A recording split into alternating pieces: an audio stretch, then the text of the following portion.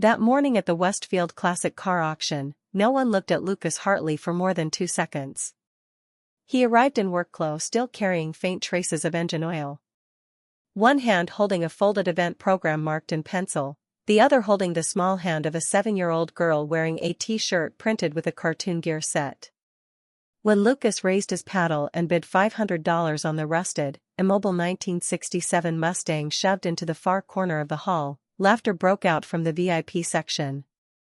Isabella Crane, CEO of Crane Automotive Group, looked directly at him and spoke just loudly enough for the entire room to hear. $500? What are you going to do with a pile of scrap, grow? 30 days later, the entire city fell silent. Don't look away, because what Lucas did with that car will make you question everything you thought you knew about a man in oil-stained clothes. The Westfield Classic Car Auction was the kind of event that wore its wealth like a second skin. Held every year at the Westfield Convention Hall on the eastern edge of Ashford. It drew collectors, dealers, and automotive investors from 3 states. The hall smelled of leather polish and money. Men in tailored suits sipped champagne near velvet ropes. Women in heels checked their phones between lots. At the front of the room, 2 auctioneers in matching blazers kept the energy precise and controlled. The way people manage things when everyone present can afford to be patient. Lucas stood near the side aisle, not the VIP section. He had a folding chair but wasn't using it. Grace sat on his shoulders instead, her small sneakers resting against his chest, her eyes moving from car to car as each lot was wheeled out under the spotlights. She had a program, too, her own copy, which she had been annotating with a purple marker since they arrived. That one has a crack in the headlight, she said, pointing at a 1959 Chevrolet being pushed past. Good eye, Lucas said quietly. He wasn't here for the Chevrolet. He wasn't here for the 1963 Corvette that sold for $62,000 in the third lot, or the Jaguar I-Pace that drew a standing ovation when the winning bid hit $90,000.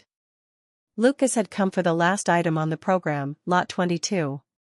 He had penciled a small circle around it 3 days earlier when he first read the catalog description, and his hand had been steady when he did it.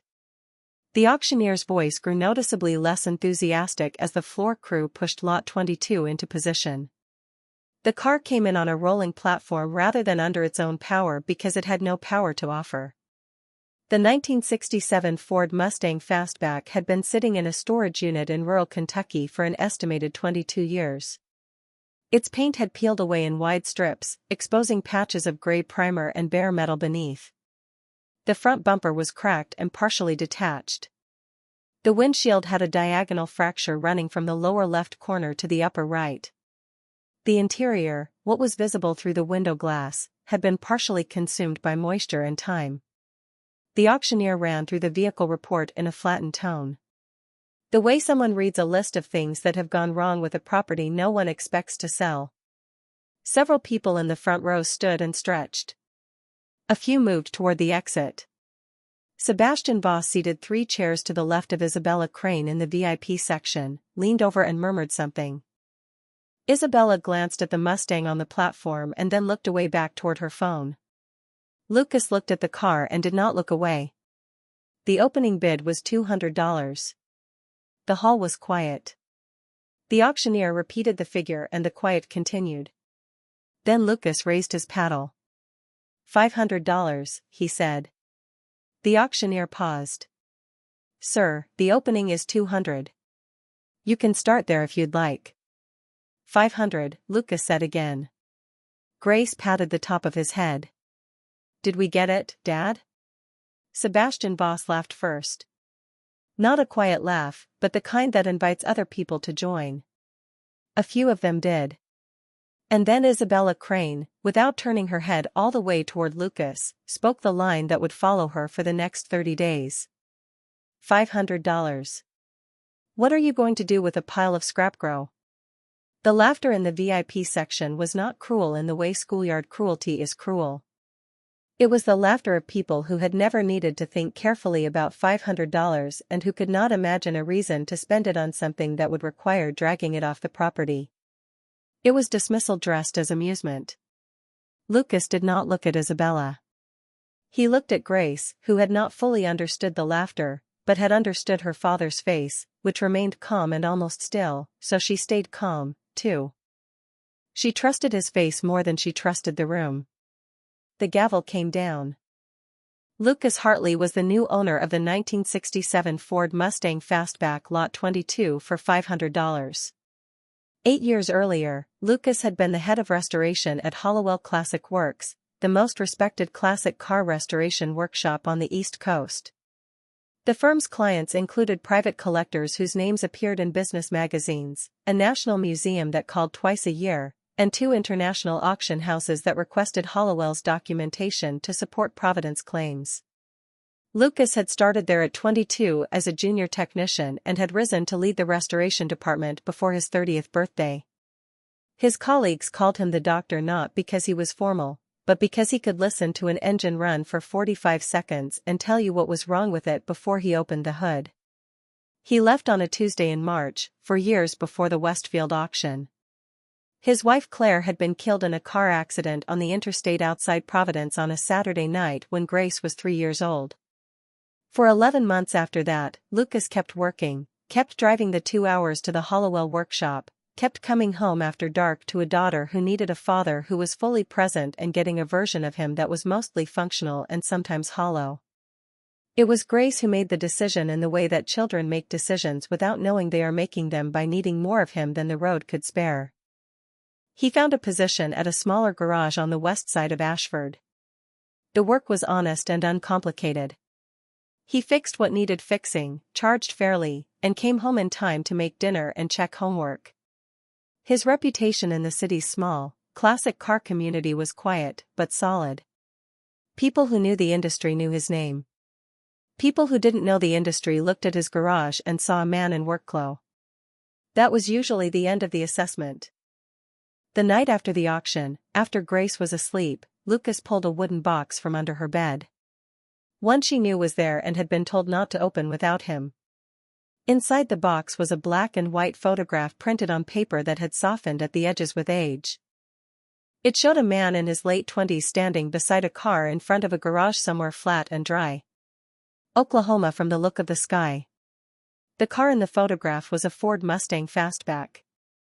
The paint, even in black and white, had the quality of something that absorbed light rather than reflected it, something deep and deliberate.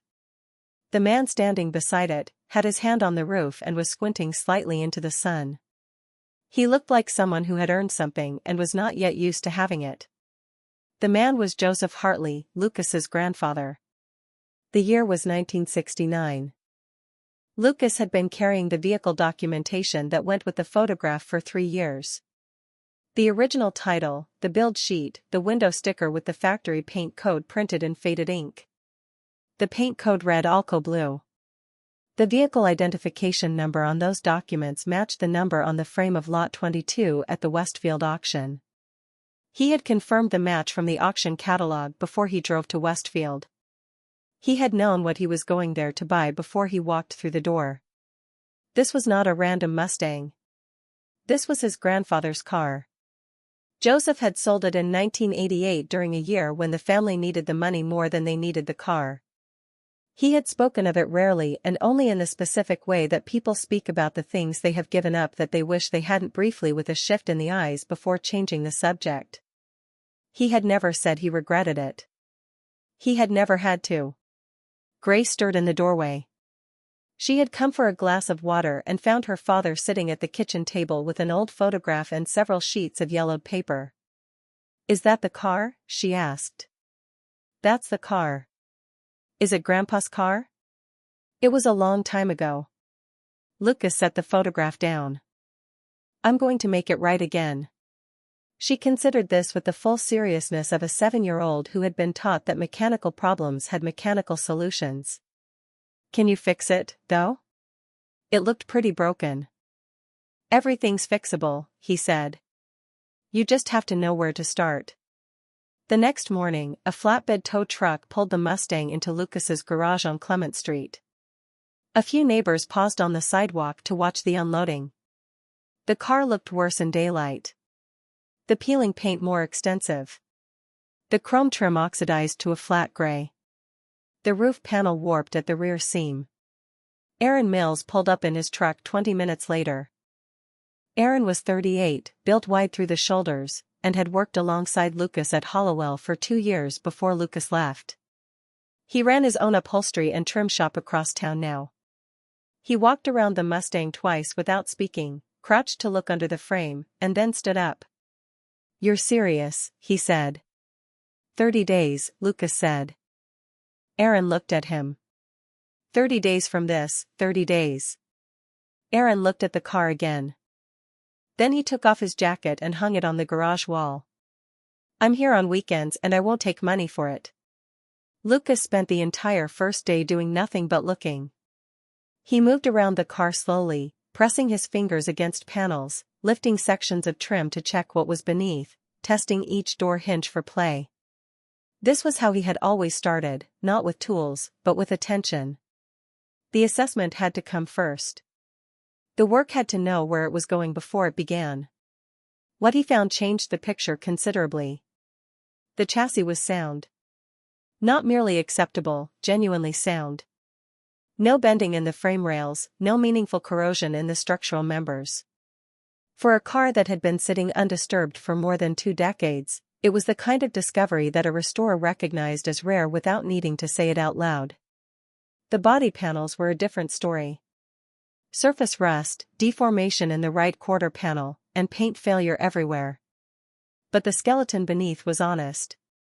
The engine was a VAPE 390 cubic inch FE block, one of the more powerful options Ford had offered on the '67 Fastback. It had been neglected comprehensively. The carburetor was gummed past cleaning.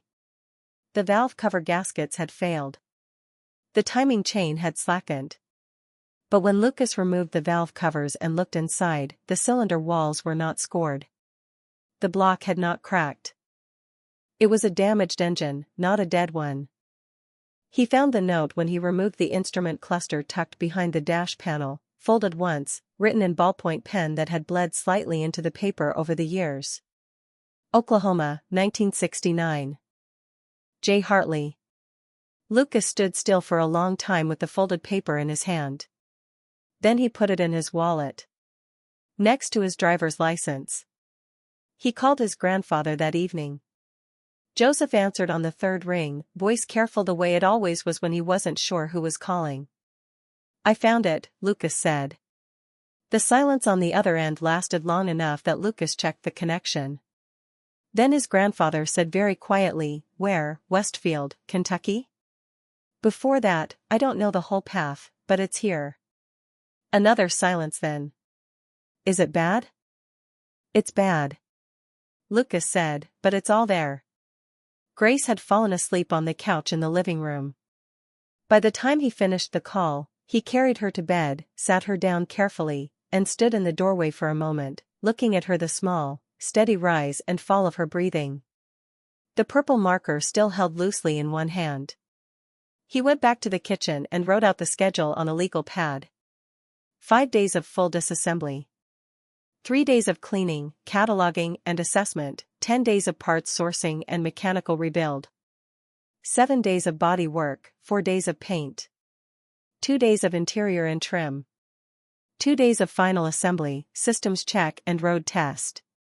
30 days. The math was possible. It would not be comfortable, but it was possible. The parts would be the difficult part.